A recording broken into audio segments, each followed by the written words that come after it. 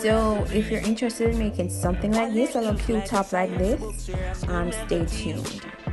So here it is where I'm cutting out the pattern. It's basically like a bathsuit pattern, and all I did was make the adjustment on the front. I want it to my left side, so I just made the little attachment, make it like a one sleeve thing, but over to the left side, or whichever side you want to make it to that side.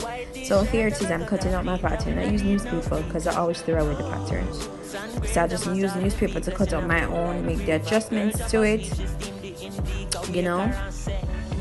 And yes, here it is where I cut it out on the fabric itself.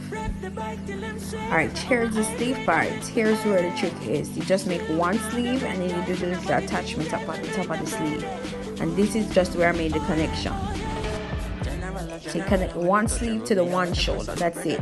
It stretches, so the fabric will do most of the work for you. Here is where I am sewing all parts together.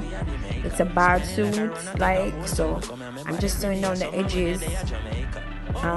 No big thing. And then yeah, this is it. Hope you like it, enjoy it. You can make it in a dress, manipulate it any way you want to. Alright, bye guys.